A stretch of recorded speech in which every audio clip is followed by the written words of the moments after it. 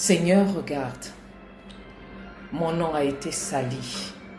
Les gens ont mal parlé de moi et je suis frustrée, je suis blessée parce que tu n'as rien fait, tu n'as pas réagi face à toutes ces choses. Je suis tellement frustrée que j'ai du mal à prier, je suis tellement frustrée que je pense que ce n'est plus nécessaire, ce n'est plus important pour moi d'être dans l'église et même de te servir.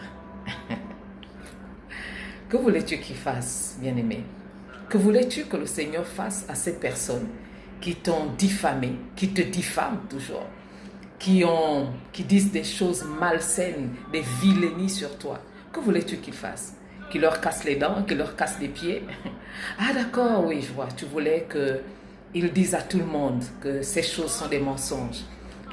Tu veux qu'ils disent partout que ce sont des mensonges. Je l'entends bien.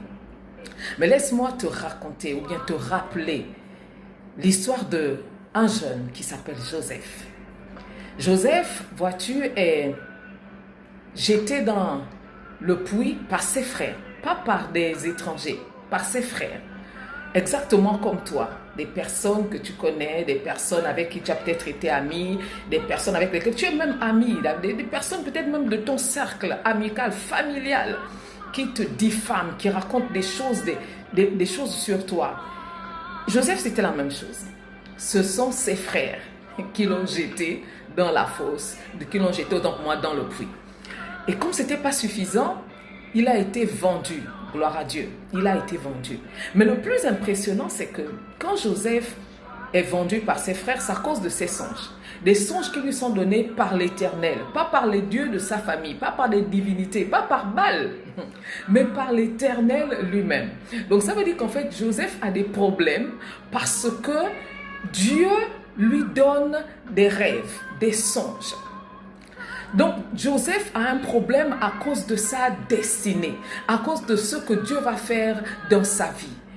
Dieu aurait pu protéger Joseph en disant, ben, écoute, tu es mon serviteur. Et si Dieu parle à Joseph, lui donne toutes ces choses, ça veut dire qu'il y avait une relation, il y avait une amitié, il y avait une intimité entre Dieu, entre l'Éternel et Joseph.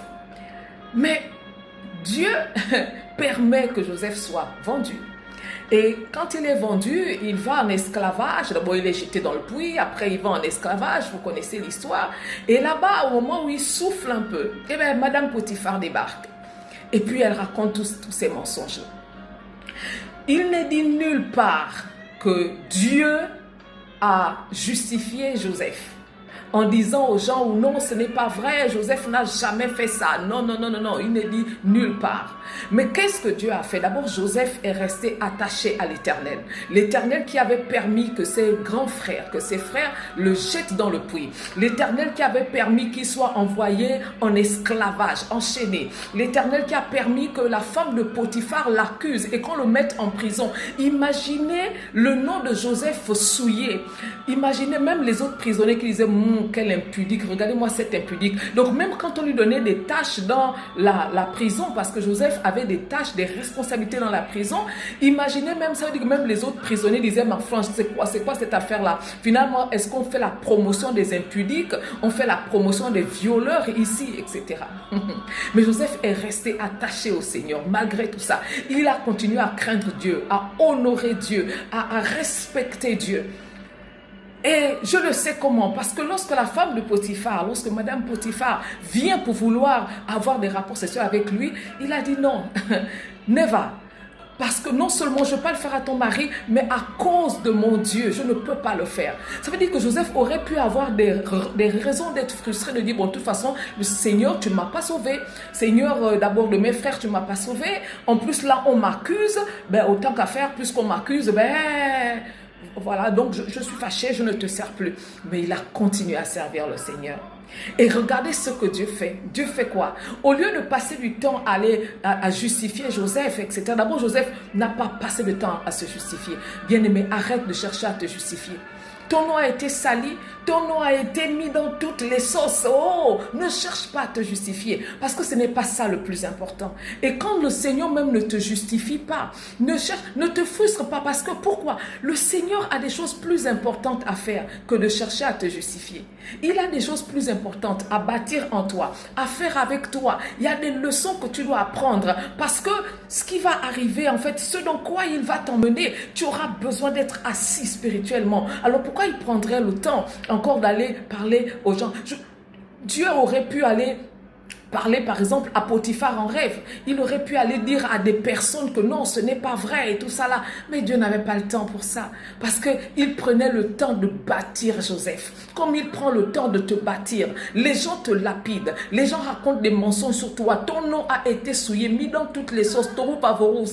Ça, c'est pas ça le plus important. Le plus important, c'est ce que Dieu sait de toi. Le plus important, c'est la vérité que Dieu sait. Mais Dieu a fait quoi? Il a élevé Joseph. My God. Il a élevé Joseph. Joseph est devenu le numéro 2 de l'Égypte. Et même là, les gens devaient se dire, mais c'est pas possible, mais c'est un impudique, c'est un violeur, oh, ça c'est pas un problème. Bien aimé, ce que les gens racontent, disent de toi, ce n'est pas ce qui te définit. Le plus important, c'est que tu dois rester attaché au Seigneur. Le plus important, c'est de continuer à servir le Seigneur. Parce que c'est ça le plus important pour toi. Le temps que tu perds à vouloir te justifier, tu passes à côté de tellement de choses. Alors, quelques conseils, bien aimés. La première chose, désactive-toi. Désactive-toi du mode qu'est-ce qu'ils ont dit. Désactive-toi du mode qu'est-ce qu'ils ont dit. Arrête d'écouter ce que les gens disent. Désabonne-toi même de qu'est-ce qu'ils ont dit. Désactive le mode qu'est-ce qu'ils ont dit. Vraiment, n'écoute plus ce qui a été dit. Parce que ce qui a été dit, ça ne te définit pas. Ça te définit si tu laisses ces choses te définir. Et puis, bien aimé, n'oublie pas que je finis avec ceci. N'oublie pas que tes oreilles ne sont pas des poubelles. Ta vie, ton âme, ton cœur, ta vie, ton âme, ton cœur ne sont pas un dépotoir où tu dois laisser des choses se mélanger. Ta vie est bien plus importante que les ragots.